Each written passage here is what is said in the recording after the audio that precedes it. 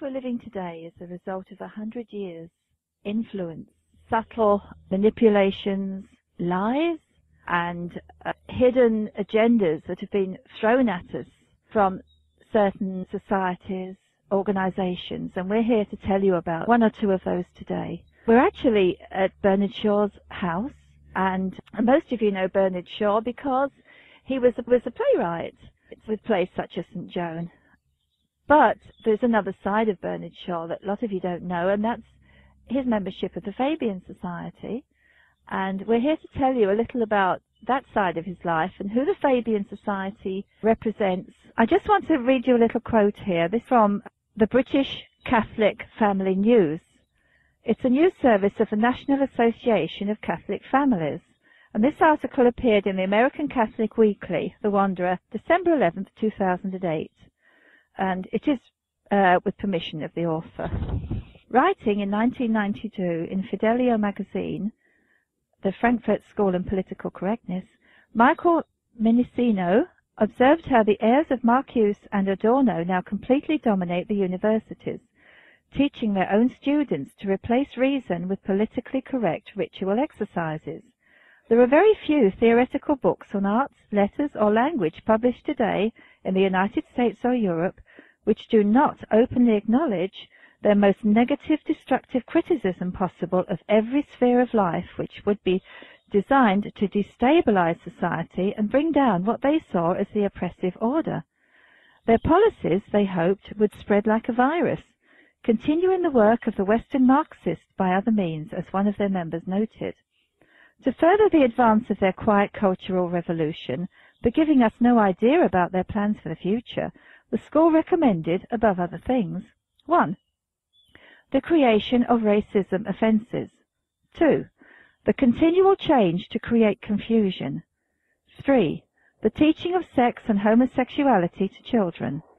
4. The undermining of schools and teachers' authority. 5. Huge immigration to destroy identity. 6. The promotion of excessive drinking. 7. Emptying the churches. 8. An unreliable legal system with bias against victims of crime. 9. Dependency on the state or state benefits. 10. Control and dumbing down of media. 11. Encouraging the breakdown of the family. One of the main ideas of the Frankfurt School was to exploit Freud's idea of pansexualism, the search for pleasure, the exploitation of the differences between the sexes, the overthrowing of traditional relationships between men and women.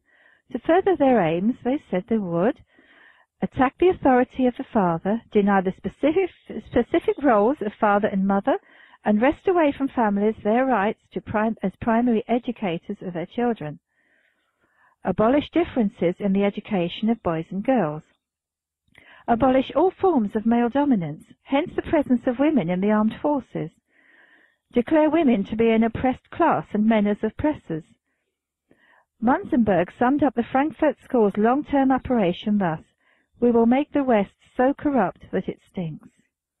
And I'm sure that you can recognize a lot of that agenda going on right now, today, in present time. We've got Robert Theobald today. He's going to tell us about the history of the Fabians and join the dots for you. And Robert, would you like to tell everybody out there who's watching this and connect the dots for them and tell them how this all links in?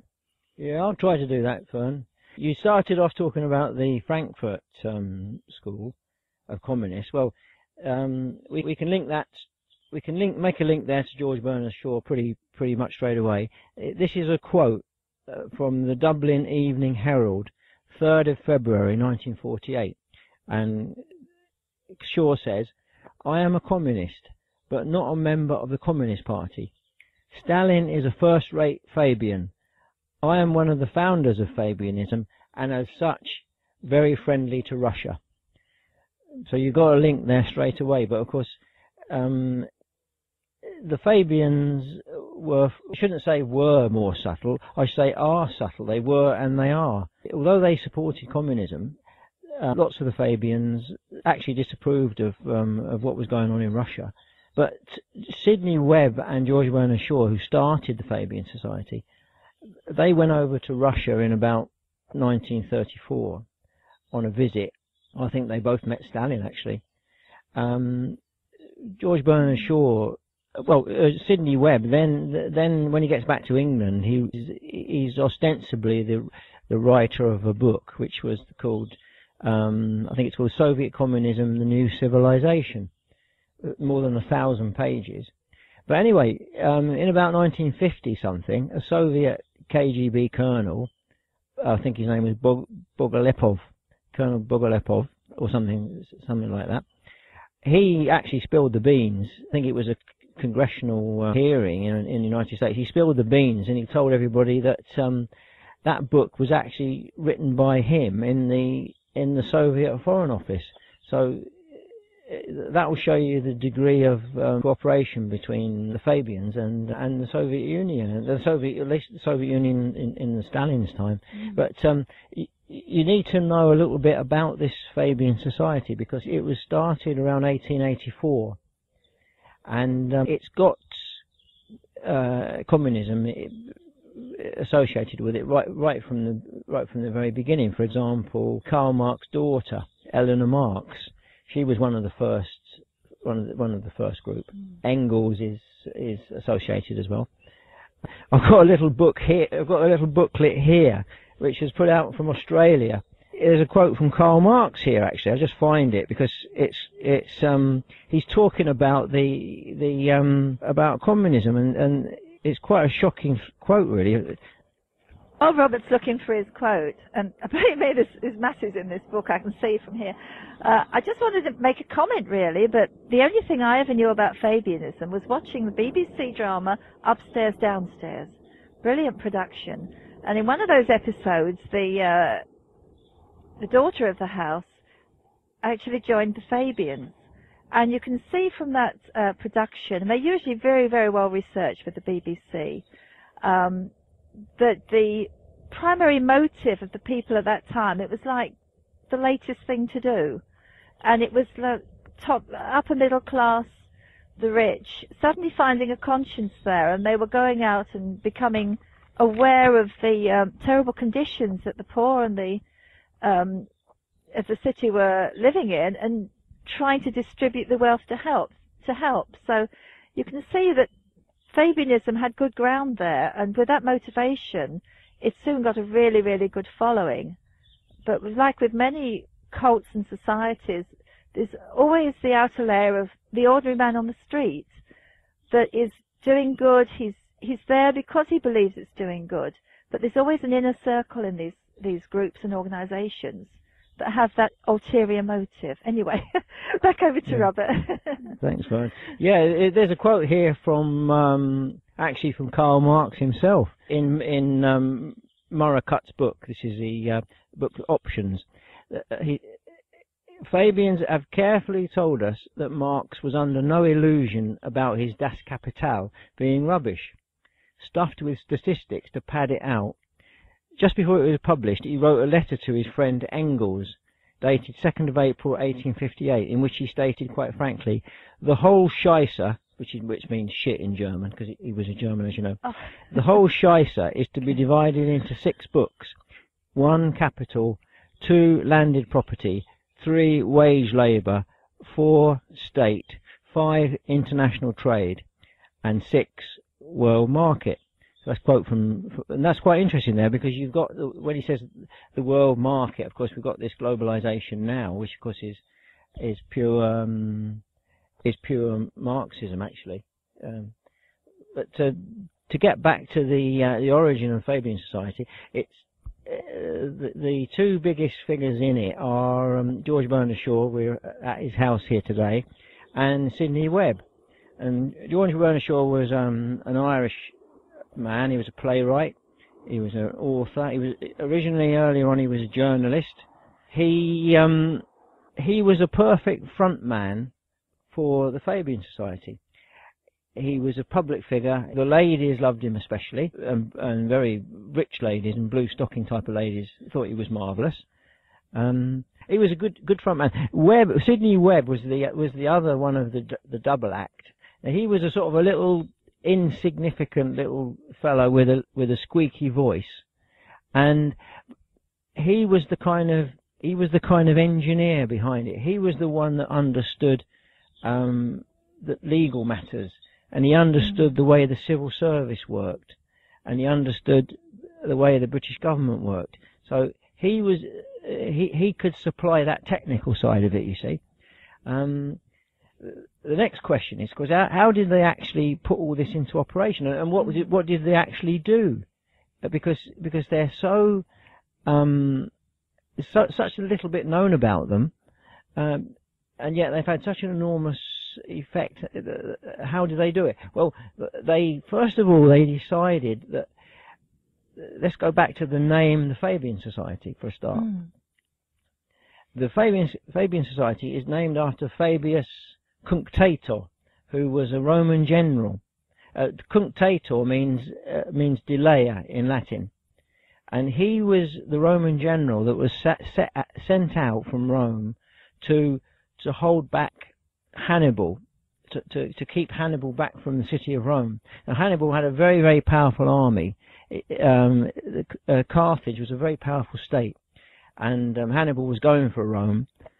Fabius was the one that was sent out to try and hold him back, and he did it in a very unconventional way for the times. He used delaying tactics. He used what would today be called terrorism. He used all sorts of tactics like that. He basically letting the enemy make the mistakes, and he was terribly criticised by his own men and by the people in the city, by the Roman people in general. But he actually delivered what he set out to do, which was to let Rome have enough time to assemble a sufficient army to do battle with Hannibal and to overcome him. You see, and after that, of course, the Romans gave him a great deal of acknowledgement, and they were very thankful to him. And then he became dictator at a certain point. But that's where they get the name from, you see. Because at that time, in 1884, not many people, certainly not the common people, would have any knowledge of the classics. So they wouldn't really understand where that name comes from. In the early days, they're basically pushing socialism. This is what they're out to do. Some people say, what's the difference between socialism and communism? Well, there isn't really very much, actually, but in fact, the USSR, the name of the USSR, Soviet Union, it was the Union of Soviet Socialist Republics. It wasn't the Union of Communist Republics. It was the Socialist Soviet Republics. Yeah, that's right. They wanted to push communism. Shaw and Sidney Webber and the Fabians, they wanted to do it in a different way. They wanted to do it in a gradual way. They wanted to use gradualism, the same way that Fabius had used it. They knew that they couldn't achieve what they wanted straight away.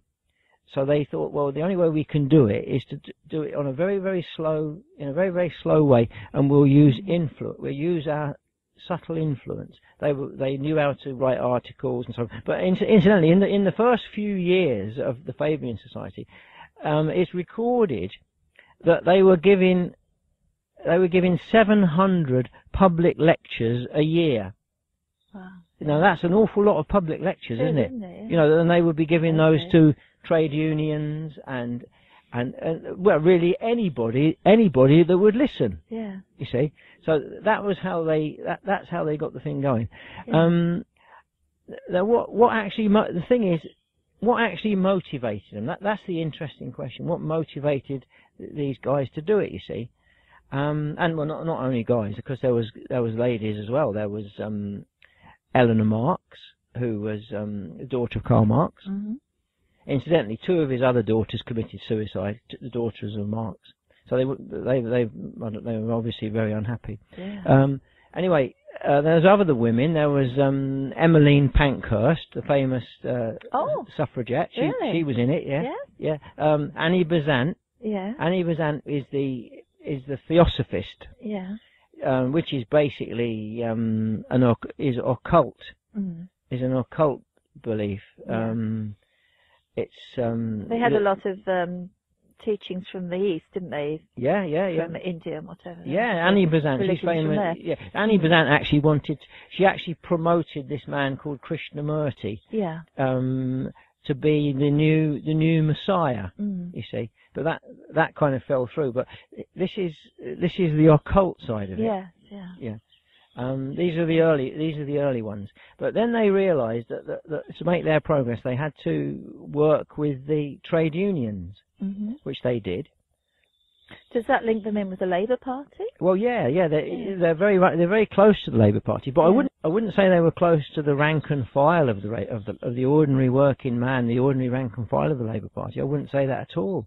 But do we have them in government now? The Labour members in government? Oh yeah, blimey! So that's how they get their influence today. We've got 200 members of Parliament who are members of the Fabian Society. Wow! And it's been like that pretty much down the line. I think in the time of the Attlee government, which was the government that came in after the war. Yes. That when Churchill was kicked out in 1945, Attlee government came in. Yeah. There were more than 200 Fabians in that Parliament as well. Right. So modern day Fabians. I've seen a picture of Tony Blair against the Fabian logo, the famous window. It's the Fabian window. It was designed by George Bernard Shaw, and it's actually got George Bernard Shaw himself and Sidney Webb, the co-founder of the Fabian Society, and they're hammering at a world which is on an anvil to change it. They've got a group of men and a group of women on the window, which are Fabian men and Fabian women. They're dressed up in 16th century clothes, by the way. I don't know why they did that, but they were. A fascinating part of the Fabian window is the shield, which is above the world, which is on the anvil. The shield shows you the Fabian wolf. It's the Fabian wolf in sheep's clothing. It's a black wolf, and he's got a white sheepskin on him. Yeah. You see, so that will show you how crafty they were, and they were actually having a joke with people. Shaw was when he commissioned that. Oh, Shaw commissioned them. Oh yeah, he commissioned that. Yeah. They've got other symbols as well, actually. There's one here, which is you can see it. This is on the Fabian Regional and Government thing, and it's nearly all these Fabian publications have got the Fabian tortoise. Hold it up. And what does it say on the tortoise, Fern? When I strike hard. And it's on the logo. Yeah, and if you go to New York, you can actually go to, there's a part of New York called Turtle Bay. Oh, which is where there was a Fabian colony around there. So in the park there's a little column, and it's got the Fabian tortoise on it. Fabian Society is not just in this country, then it's in America as well. No, it's all over. It's all over. Yeah, I mean the Fabians, the Fabian who went out from England to more or less proselytize America for the Fabian cause was Graham Wallis. Yeah. And he would have been the one that would have been in touch with people like John Dewey, the educationalist, who basically changed the whole American education system. Yes. To change it over to socialism. Yes, this sounds a little bit sweeping for the viewers, but we recently put out a DVD of a gentleman called Norman Dodd, and he was the chief investigator of the Reese Committee, and that was set up, pre-80s. He died in the 80s, so it goes way, way back there. And he was investigating the tax-exempt foundations of America. And that really does involve us here. It's not an American thing only.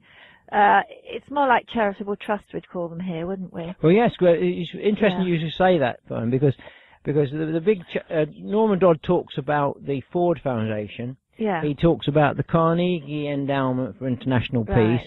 What's the other one he talks about? Rockefeller the Foundation. Rockefeller. Yeah, the Rockefeller. And it was the Carnegie Endowment for Peace, wasn't it? That actually admitted to him that their agenda was to mould mold America, melt America into Soviet Russia, wasn't it? Well, yeah. Who was it? Rowan Gaither, wasn't it? Rowan Gaither, I think. That's right, Rowan yes, Gaither said that we're under presidential special order to so render America similar to Russia that America and Russia can be comfortably merged. Perfect, I mean, it sounds absolutely bonkers, but it's true. It's true. He admitted it, and also we know that these foundations, especially the Carnegie Foundation, is funding education over here, and they're the ones that are putting a lot of the socialist and Marxist literature in the schools.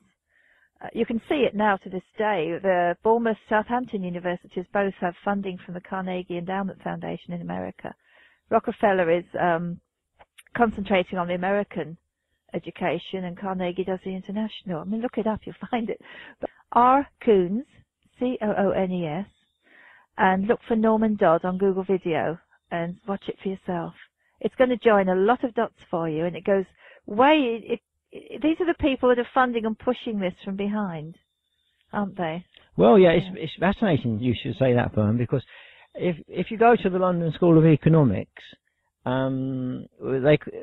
call it was expanding very fast 100 years ago or thereabouts. In fact, they used to call it the empire on which the concrete never sets, and so the London School of Economics was actually funded partly by Rockefeller. Right. So you get that. Yeah. But you're talking about the Carnegie Endowment. But that's just to tell you a little bit about present day situation. One of the trustees of the Carnegie Endowment for International Peace is actually Lord Carr of Kinlochard. Now, he's just been to the Bilderberger meeting in Greece. He's a trustee of. He's a Rhodes trustee. He's a Carnegie Endowment for International Peace trustee, and he's also a Fulbright trustee. But we're not talking about him at the moment. Yes, because the Rhodes scholars tie up again with something else. This is a huge big web we've got here, isn't it? Yeah, we're talking about the Fabians. Yes, we'll go back to the Fabians, so we'll be here all night.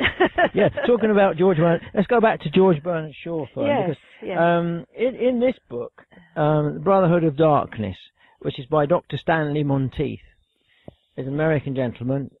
Now, in that book, he's got an important quotation from George Bernard Shaw. It's on page 48 of Brotherhood of Darkness.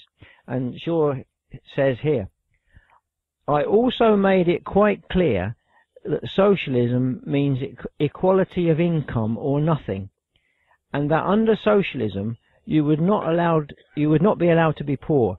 You would be forcibly fed, clothed, lodged, taught, and employed, whether you liked it or not.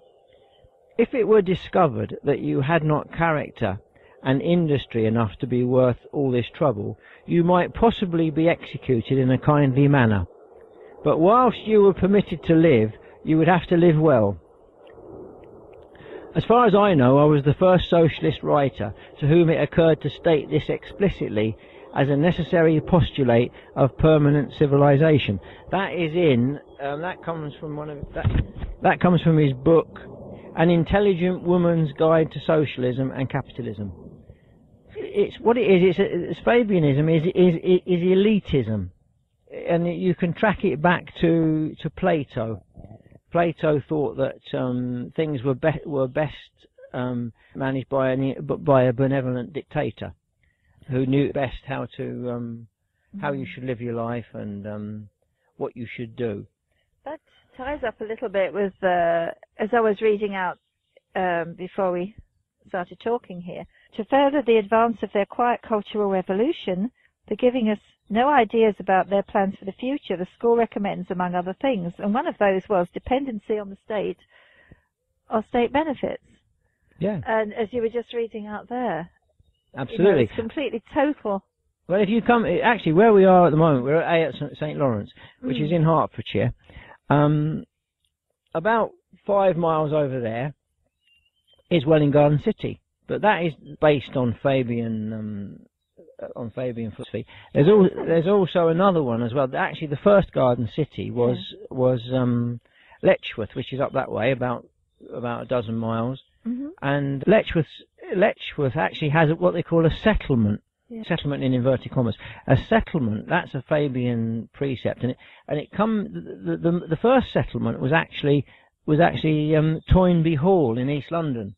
Mm-hmm. That's where these well-heeled Fabians would go and do their charity work. You see, at the Toynbee Hall. Because, upstairs, downstairs. Because it actually comes from the philosophy of Ruskin.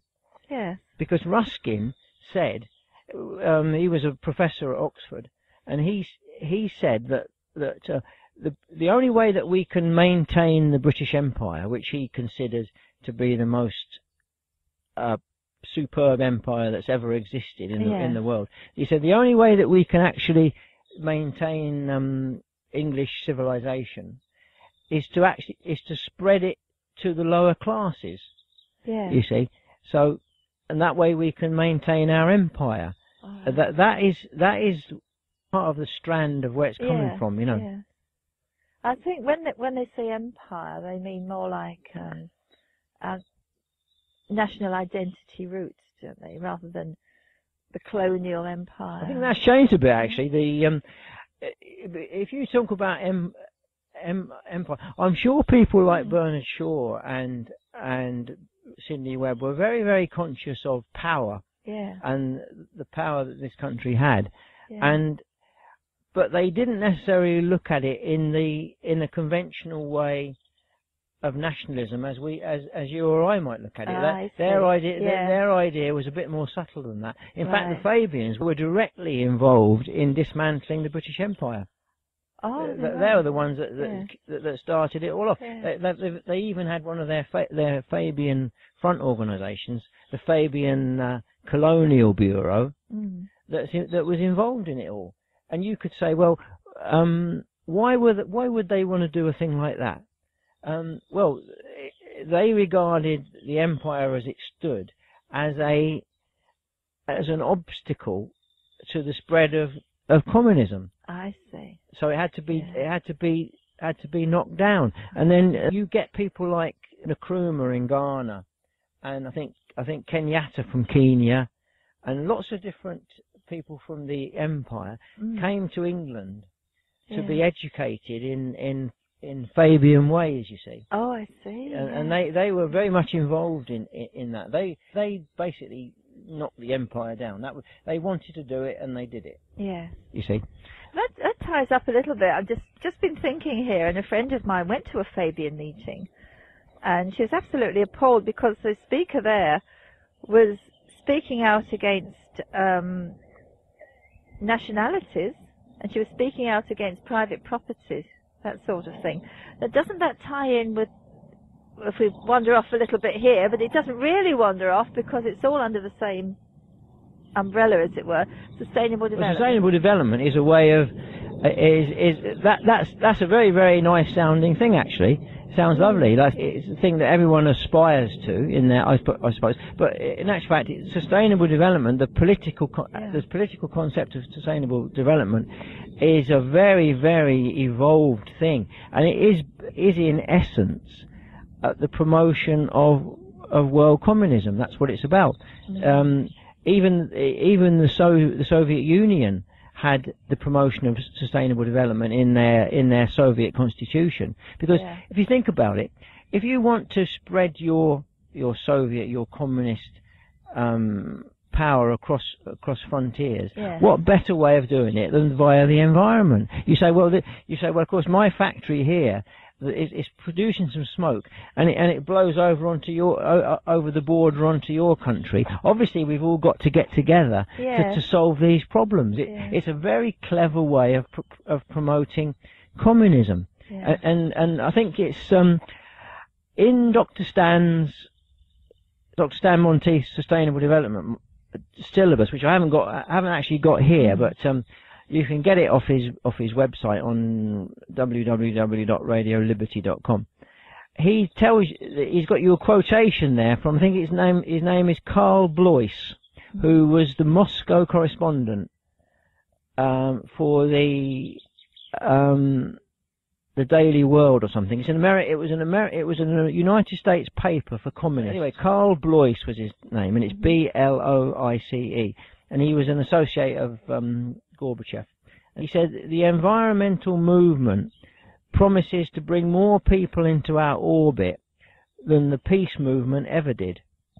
So they're using it to promote socialism, world government. You see, obviously everyone that's sensible wants to preserve their environment. Of course we do, but we don't have to have communism to do it.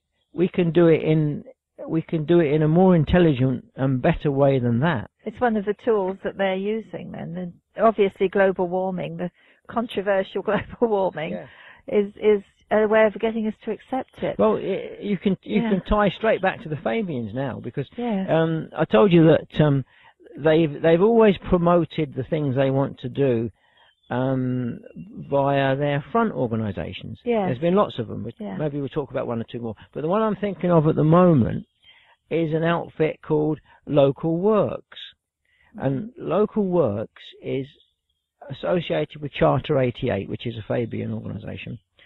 And what Local Works has done, and they are doing, is to promote the Sustainable Communities Bill in the United Kingdom. Yeah. They've actually succeeded in promoting it in England, not in Wales or Scotland or Northern Ireland, but in England at the moment. And they're working on getting it in the other parts of our kingdom. What that is, that Sustainable Communities Bill, it's very, very cleverly packaged, in my opinion. I went into the website and I looked at it, and it seemed amazingly good that you would giving the local people a say in all their local affairs and get back listen to this, get back our post offices, sort out all the transport, probably open the train lines again, get us all the industry in the local villages, whatever. It sounded absolute paradise. Well, I think that's how they sell it, Fern. Yeah. Because take the post office, for example. Now, Lord Mandelson, I'm sure that he wouldn't be very much in agreement with that. He wants to sell our post office off to TNT, which is a part of the Dutch post office. Yeah. So they seem to be working against themselves. They're not, are they? No, they're not. But the fascinating thing is they sell it. They sell it really, really well. Yeah.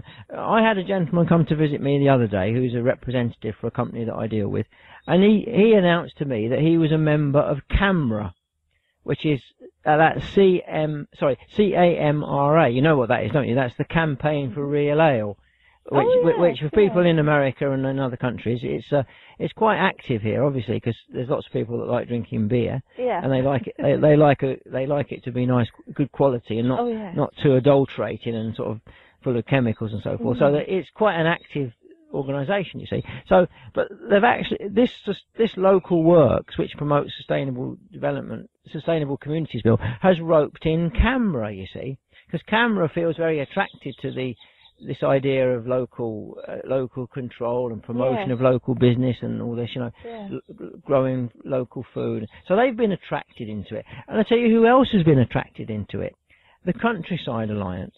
Now, I can't think of anybody more conservative than farmers. Right. Well, conservative with a small c. Yeah. And yet they've been roped into this now. And I don't think the ordinary members, if they knew what it was about, would be that enthusiastic, to be honest with you. What is the actual agenda then of the Sustainable Communities Act? Where are they actually going with it? Where are they going? Well, if you look down the list of things that they want to do, they actually want to promote sustainable development, which is the United Nations Agenda 21. That comes right down the list. That comes right near the bottom of the list, after all this stuff about keeping your local post office open, which the government is doing the exact opposite, aren't they? So it comes right down the bottom of the list, you see. Yes. And they're if you go into, for example, freedomadvocates.org in California, they've done a lot of work on exposing to people what the Sustainable Development United Nations Agenda 21 Sustainable Development really is, and it's a communist thing. So it ties back. So the Fabians are still promoting communism, but now they're doing it in a very modern way. They're doing it via sustainable development. the way it works on this Sustainable Communities Bill is that in the local community, you have to write into your council, and then the council has to take notice of your letter. If you request them to implement the terms of the Act, the council has to do it. And it has to be put into operation. And it says it really is something with teeth, and I think it probably is. But I'm very sceptical about it. Because this Agenda 21 is being implemented now, isn't it? It's the taking away of private property, taking the wildlands in America away from the people and sort of driving the people off the land. Yeah. That sort of thing, yeah. It's to do with, well, it's in two bits actually. It's the Wildlands Project, which obviously is very much to the fore in America because they've got so much wild land anyway. Yeah. We haven't got much here.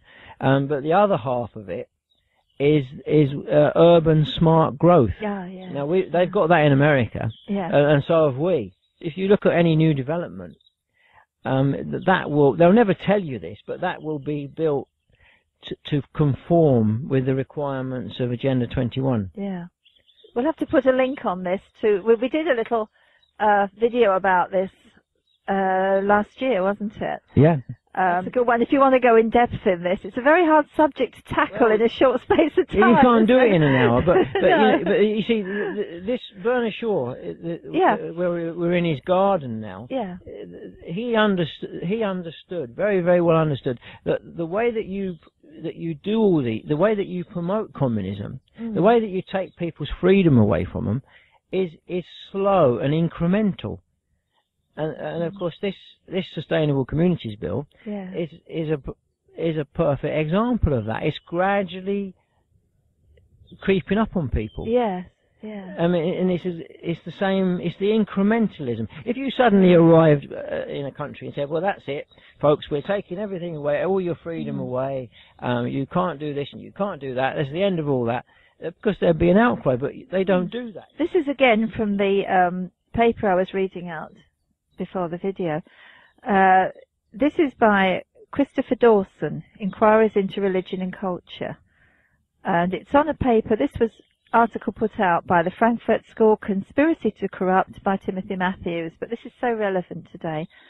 Western civilization at the present day is passing through a crisis which is essentially different from anything that has been previously experienced.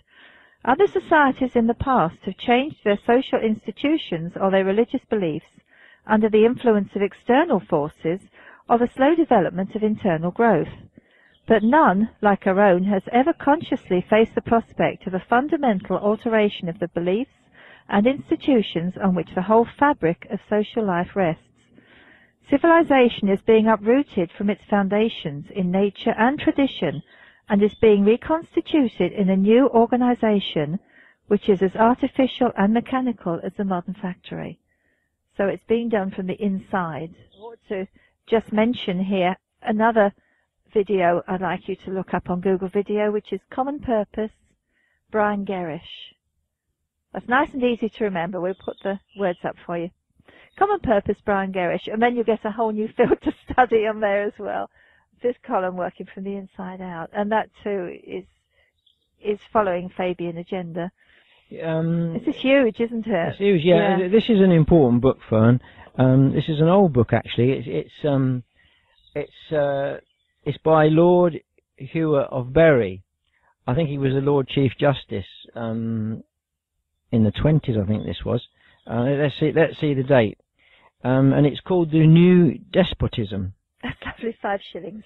Yeah, it was 5 shillings. Yeah. That's lovely. It was published in 1929. Now, what Lord Hewitt was talking about, he was talking about the way that,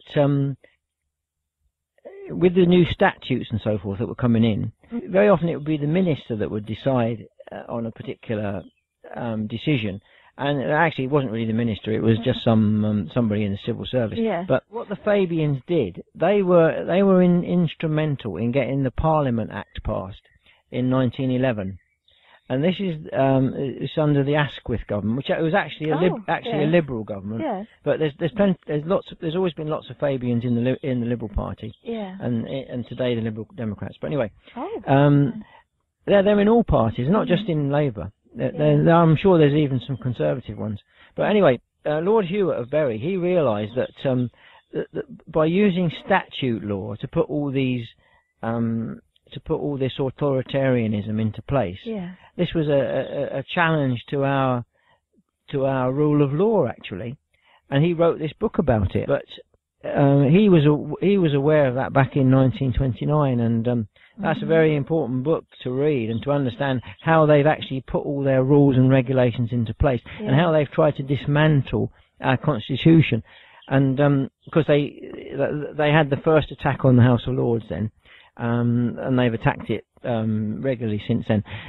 I've got a Fabian paper actually about the monarchy, and I looked for it before I came here today, and I couldn't find it. But they're always thinking of any way that they can attack the institution of the monarchy in this country. Yeah. We've got a constitutional monarch now. They did this Fabian paper. I think it must have been about 10 or 15 years ago. One of the gentlemen that's involved in it is Professor Stephen Hassler, who's a very well known opponent of the monarchy in this country. But I looked through this paper that they'd published, and nowhere in that paper was there anything about the Queen's constitutional position or the coronation oath, where she promises to protect our laws and customs. Now the Fabian Society and Professor Hassler, he completely forgets. He doesn't forget it. He knows very well what it is. He just chooses to ignore that, and then they just keep attacking the monarchy. Take away the royal train, take away the royal yacht. Yeah. It's got to have an elected monarch and all this. It goes on and on and on. The Fabian Society has been attacking the monarchy ever since their inception. I'll tell you another fascinating thing. Back into the time of Shaw, though. Have you ever heard about the coefficients? We were talking about the Frankfurt Society. What actually is the Frankfurt Society, and how do you think it affects people in their daily life? Well, Frankfurt School, rather, not just Frankfurt School. Yeah. How does it affect people in their daily life? The activities of the Frankfurt School. I suppose most of you out there think the Frankfurt School is just a school with a playground. The headmistress and school teachers. It's not. It's of course we're talking about the Fabians. I don't want to go too far into this. You can look it up. And the Frankfurt School, if you remember what I read out at the beginning of the video, the little list, that is their agenda, and it's virtually word for word the same as the Fabian agenda, and well, some of the other organisations too, isn't it? Where they tie up. But the main thing about the Frankfurt School is they're coming at it from the psychopolitics angle. They're doing the psycho stuff. Frankfurt School fun. Yeah. In Western Europe, there were various people that realised that communism couldn't actually be achieved in Britain and the Western European countries in the same way that it had been achieved in Russia. So a group of students at the Frankfurt University got together and they decided to work on ways where they could get communism into Western Europe, and the way that they were going to do it, well, which effectively was to break down the established society, and they were doing it with in psychological means, neuro-linguistic programming, stuff like that, and it's about the promotion of communism, which is the same as the Fabian Society, same aim, talking about how it affects us in our daily lives. It has an extreme effect on our daily lives. Everybody knows about political correctness. Everyone makes jokes about it. But at the same time as that, many people are afraid of it. For example, you'll get your own child come back from school, and he or she will say something that's obviously very, very tainted by political correctness. We get it all the time. We get it you even get it promoted by the police and everything.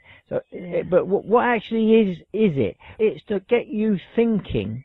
It's to stop you from thinking freely, and it's a way of putting your mind in a cage, so you can't think freely, and you can't oppose the imposition of communism, or you're less able to do so. It's mind control. That's what it is. Yeah.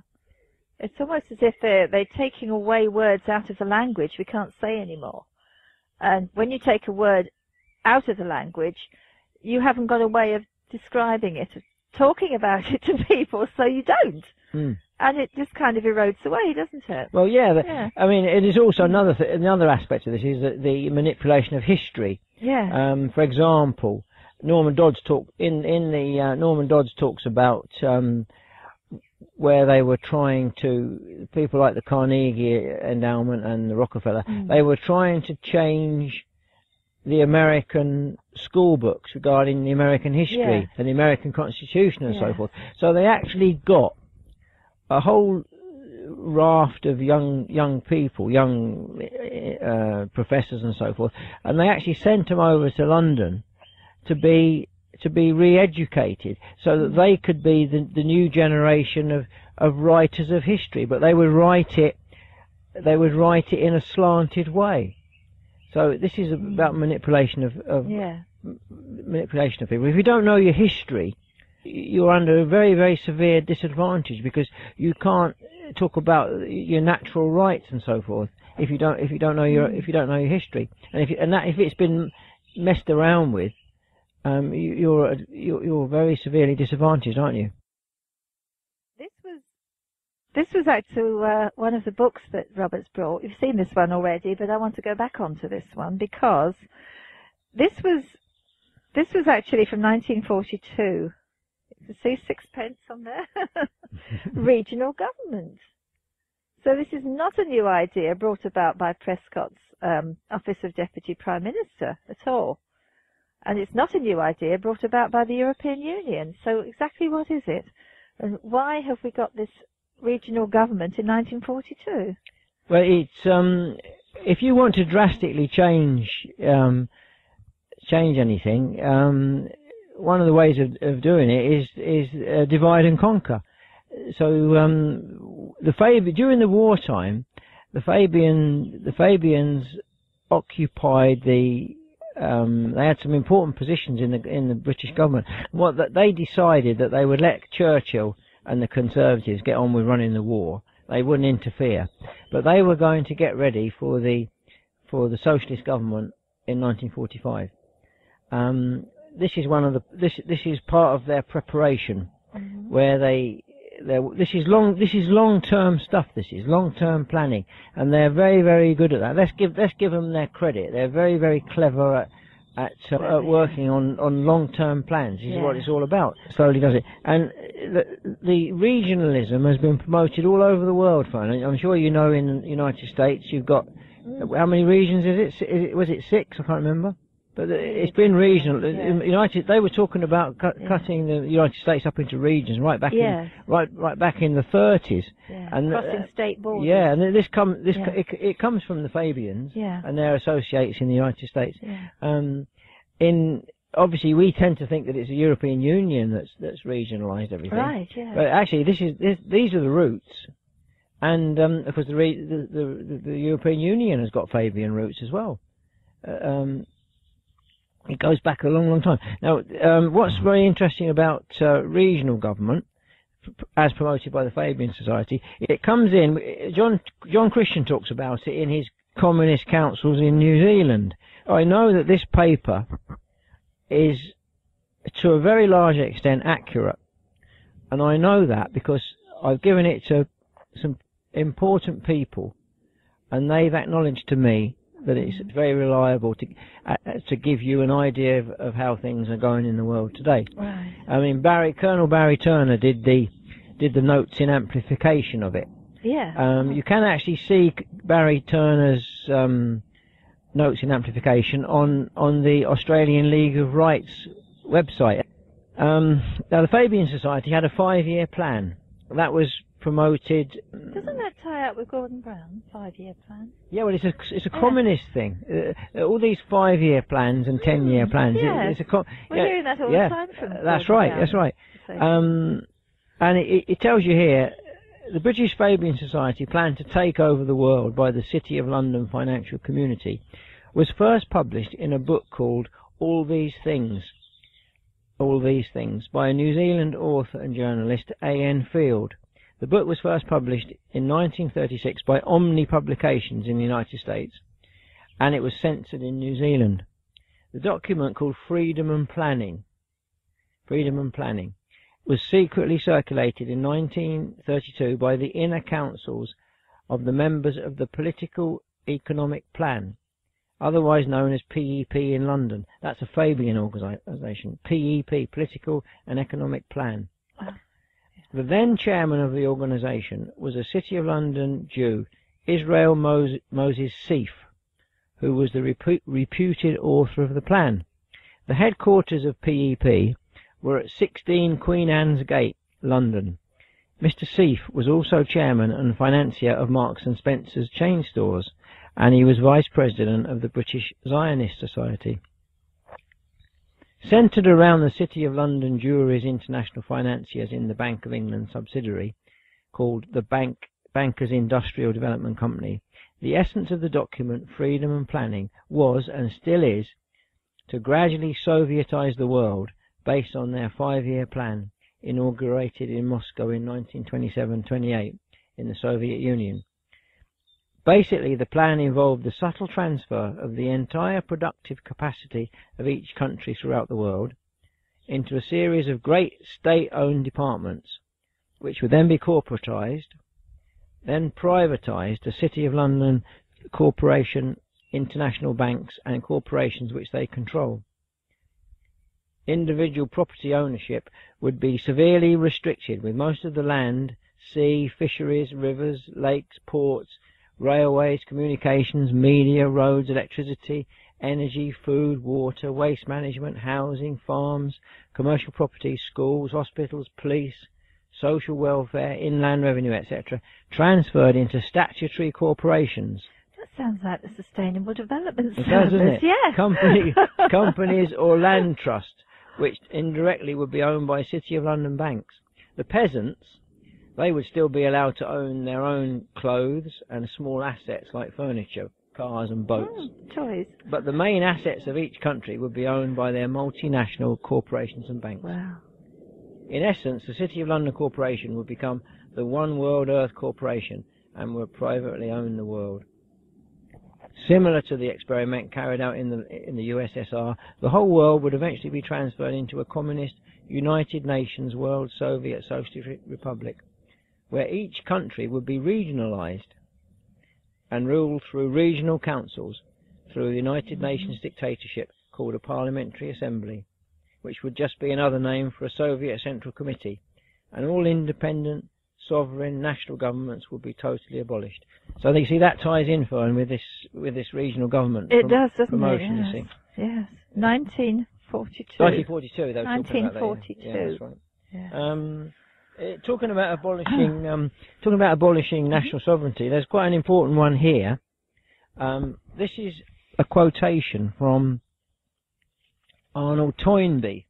Arnold Toynbee was a Fabian, and he was co-originator of the Royal Institute of International Affairs. Well, that's Chatham House. Right. That's another side road, isn't it, that ties up with Tavistock and Frankfurt School. Well, he tells you straight here. He went to a meeting in Copenhagen in 1931. Yeah. I mean, it's not concealed. They're quite open about it. Mm-hmm. This is what Toynbee says. If we are frank with ourselves, we shall admit that we are engaged on a deliberate and sustained and concentrated effort to impose limitations upon the sovereignty and independence of the 50 or 60 local independent states, which at present partition the habitable surface of the earth and divide the political allegiance of mankind. So that's Toynbee speaking, Royal Institute of International Affairs. That just reminded me of another thing. Yes. Now, the Royal Institute of International Affairs was started 1919, I think, just after the First World War. Now, I was checking up a gentleman called Sir Henry Martin. He was the Vice-Chancellor of Eton College, which is just across the River Thames, from Windsor Castle. Now, Sir Henry Martin, he was actually the Queen Elizabeth and Queen Margaret's tutor. Oh, really? On the history and constitution of this country. Now, I've done a little bit of digging around on Sir Henry Martin, and I don't know that he was a Fabian. I can't even say that he was or not, but I've got no proof of that. But I do know that he was a member of the Royal Institute of International Affairs from at least 1921, and right up until his death. And I also do know that there's a considerable overlap between the membership of Chatham House, which is Royal Institute of International Affairs, and the Fabian Society. There's quite an overlap there. Right. So there's a good. So you can guarantee that Martin would have known Toynbee, and Martin was the man that taught our Queen the Constitution and the history. Now, lots of people. Lots of campaigners concerned about our Queen. They say, well, she made the promise in 1952 to safeguard our laws and customs, and plainly she hasn't done it because she's signed all the European Union treaties. Not once has she ever put her foot down, as far as I'm concerned. Right. So you could say, well, she was taught by Henry Martin. Is this Royal Institute man? Yes. And he would have been in the Royal Institute. He would have been rubbing shoulders with all these people, such as Toynbee and Fabians, and people that have been deliberately involved in breaking down the national sovereignties of the different countries. Yeah. So, just a little aside there before I ask my question of Robert. For the American viewers out there, I just want to point out the Royal Institute for International Affairs is a sister organisation of the Council on Foreign Relations. So look them up. It's the same kind of agenda. So anyway, Robert, I was going to say about the Queen here. It's very, very hard for us Brits, isn't it, to take in that the Queen is anything but benevolent to a country. She's such a wonderful, respected lady here. Well, she's meant to be our final safeguard of our freedoms and customs and our laws, isn't she? So, the problem is she uttered this oath at her coronation. She uttered an oath and she promised to safeguard our laws and customs. That's in her coronation oath. It's part of our constitution. But she hasn't done it because she's handed over so much power to the EU.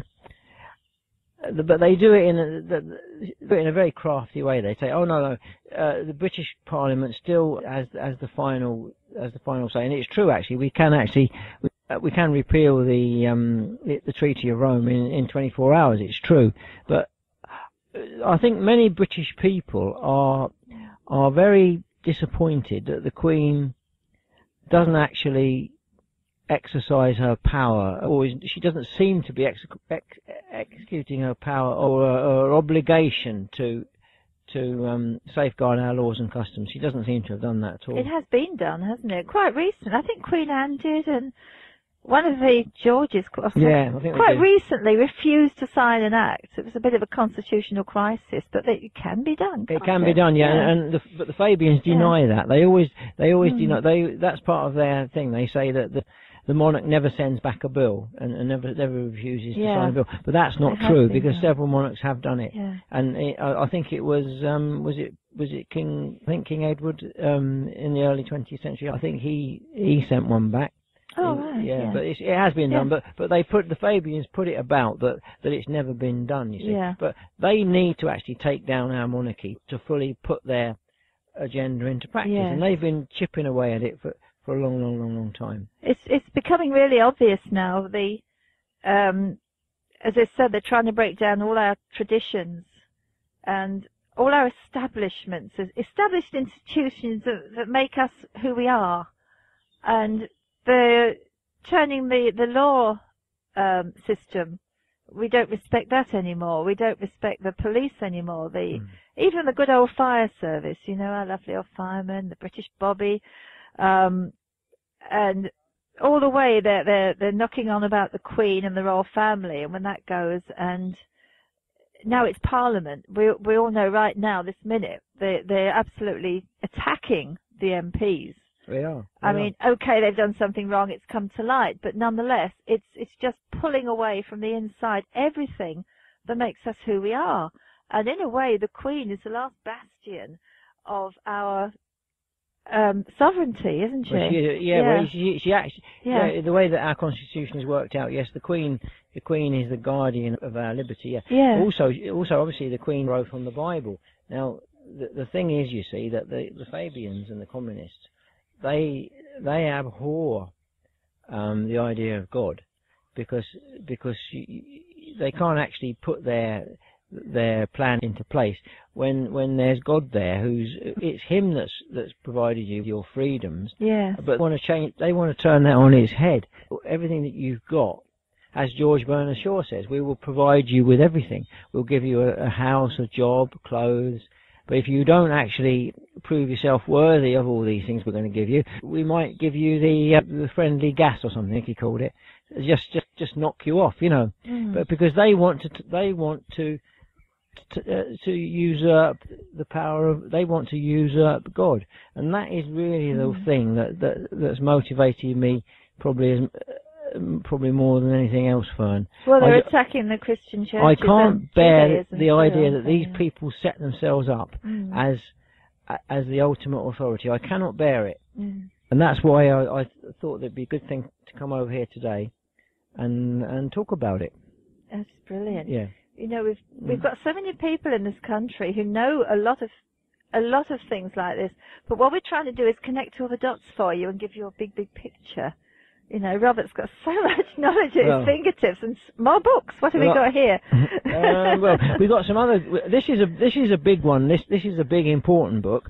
This is by Rose L. Martin, Fabian Freeway.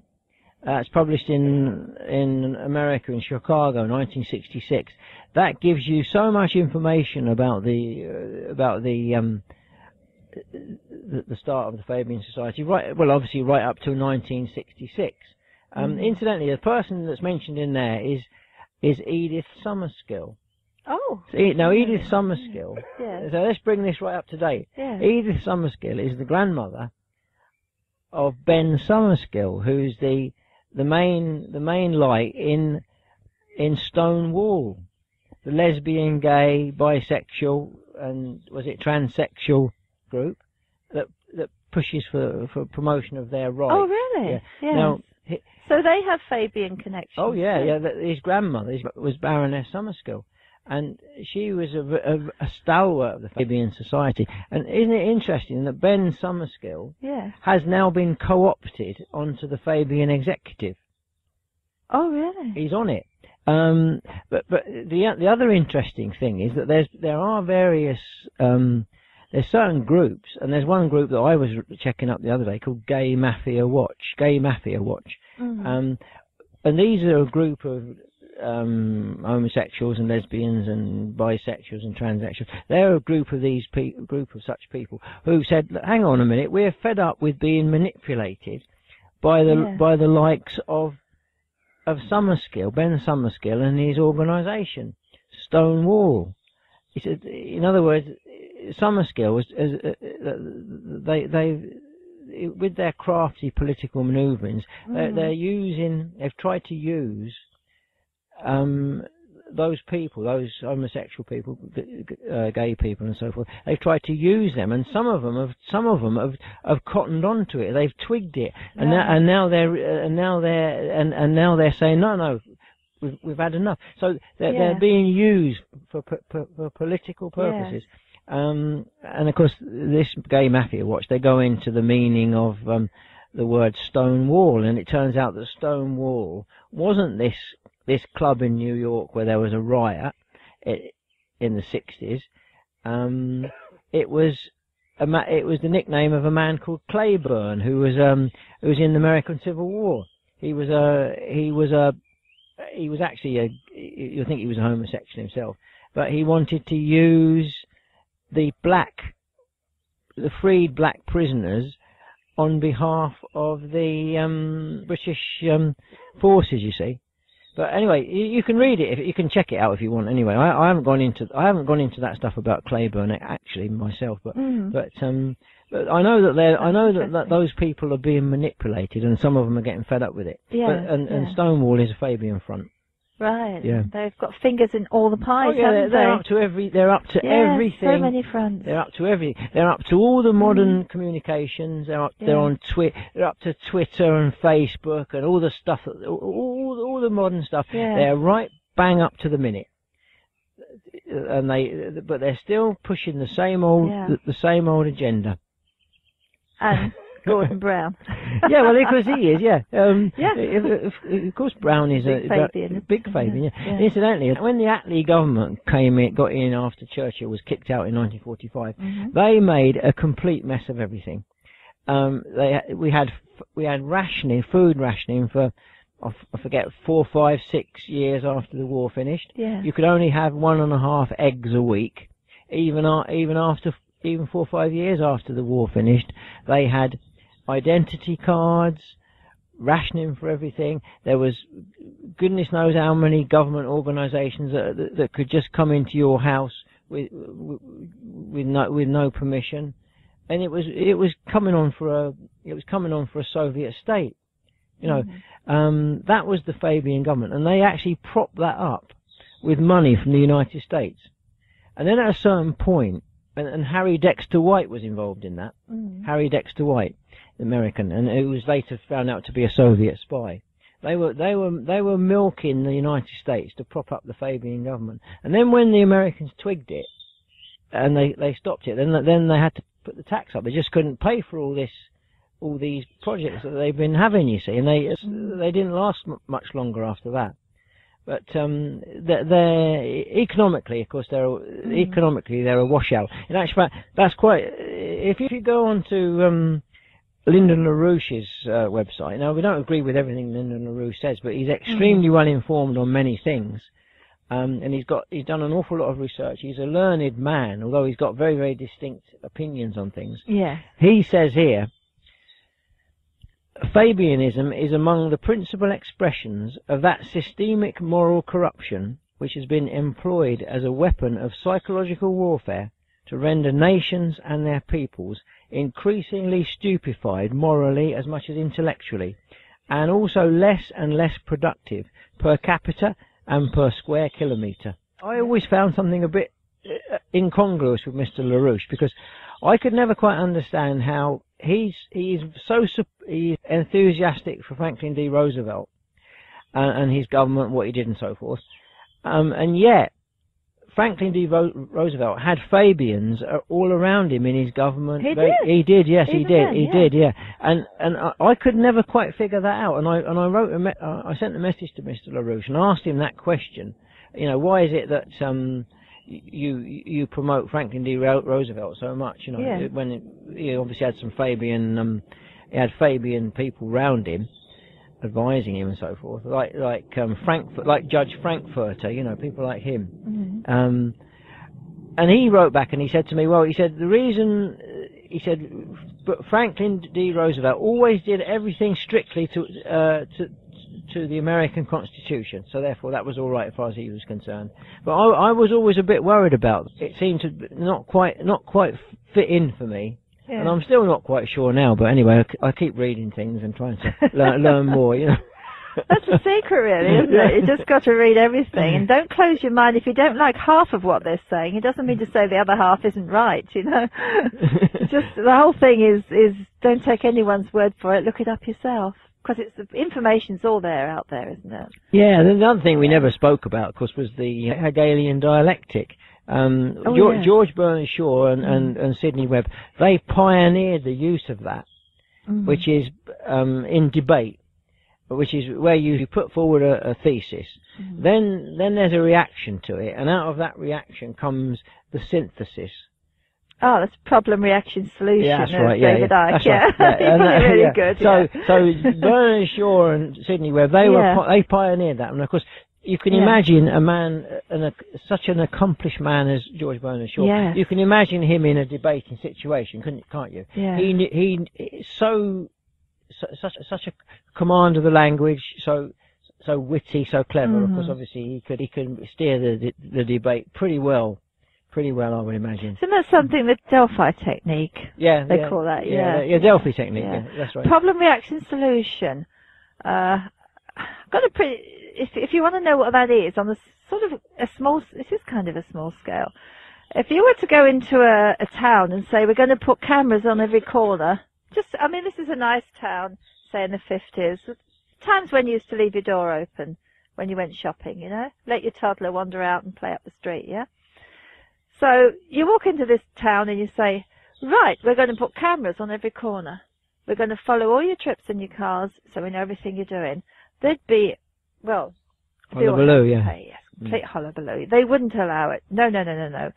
So they know they want the cameras up. How are they going to fix it? So they cause a problem. And that problem is caused, we stop punishing children for vandalism. We stop punishing children for mugging, looting. We have drunks all over the street. People become afraid to walk through their town centre. Then they come up with an idea. Tell you what, let's put some cameras up in the city centre and we'll film everything that's going on and we'll protect you. More control. Yeah, you'll feel great because you'll feel safe then, and we can see, and everyone will say, yes, please, and now they're asking, please, will you put cameras up? Job done.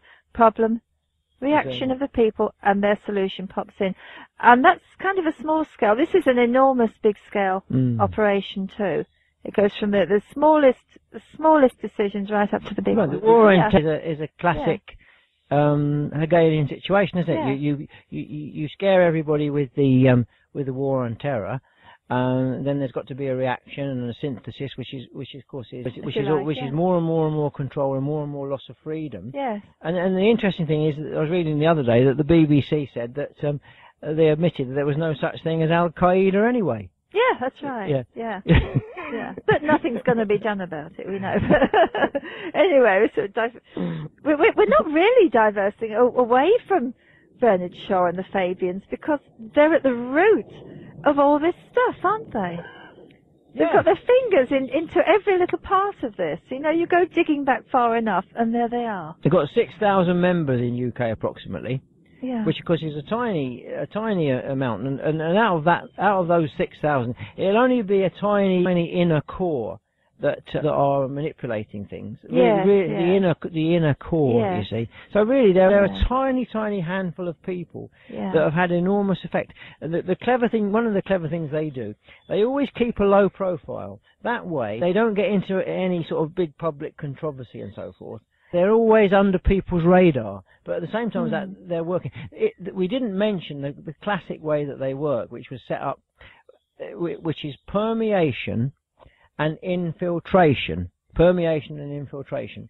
Now, incidentally, infiltration, that would have been carried out by the Fabian women before women had a big part in politics and so forth. They would be talking to influential people in the drawing rooms and influencing them and all this. Infiltration, getting into every type of organisation and influencing it from within. It doesn't matter what it is, Conservative Party. That would be women's organisations, anything you like, Women's Institute, family planning stuff, anything. The other thing is permeation is also today is known as consensus. It's the same thing. So whenever you see the word consensus, we're seeking a consensus on this. That's the Fabian way. Got to get a consensus because you can always get a consensus on something. I mean, if I'm your utter enemy, and I can't stand you or anything to do with you, there's always some little thing where I can make common cause with you. Yeah. Something, Yeah. Even if we say, well, the road that runs from your country to mine, yes, we've got to have a joint committee to look after it. Yeah, all right, we'll make common cause on that. So they always find some little thing to make common cause on. Obviously, the environment is a big thing. Oh yes. So that's a perfect thing for them to do it. You see. Yeah, and that's pulled a lot of other groups in together, all working with them, hasn't it? Yeah, absolutely. Yes. Absolutely. This is something I'd like you to see now. The inside cover of this book, the Fabian window. And we have to remember for a minute, Gordon Brown recently coming out and he's talking about the New World Order. It's sort of a buzzword these days. Well, here it is.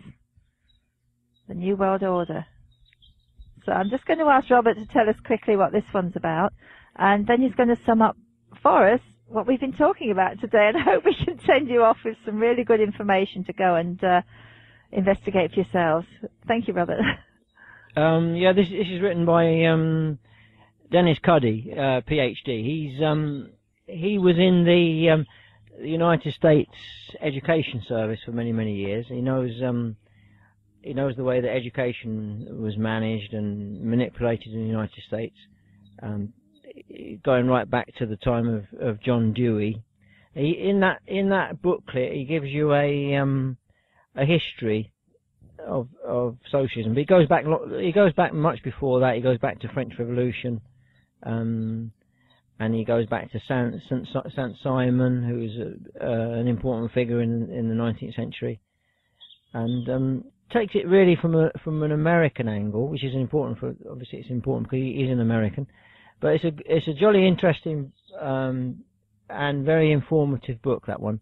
And Dennis Cuddy, he goes on to Radio Liberty in California very frequently. That's www.radioliberty.com, and he's frequently being interviewed on Radio Liberty with Dr. Stan.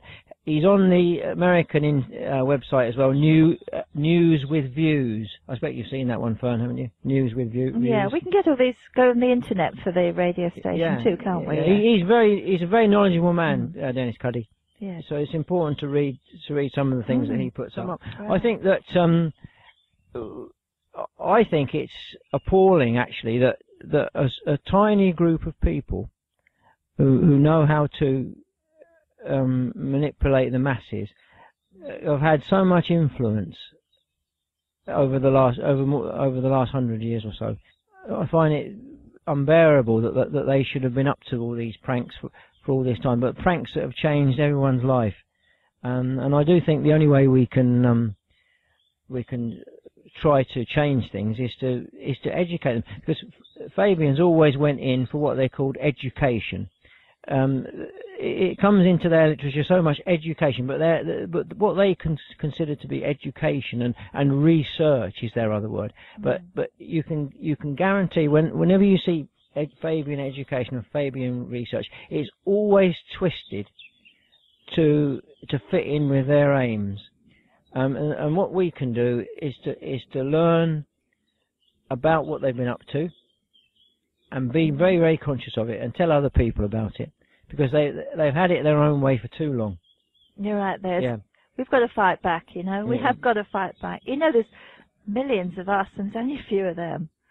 So go back to the list that I read you out at the beginning. The Fabian agenda, on the go, now as we speak. The creation of racism offences, continual change to create confusion, the teaching of sex and homosexuality to children, the undermining of schools and teachers' authority, huge immigration to destroy identity, the promotion of excessive drinking, emptying churches, an unreliable legal system with bias against victims of crime, dependency on the state or state benefits, control and dumbing down of media, and encouraging the breakdown of the family.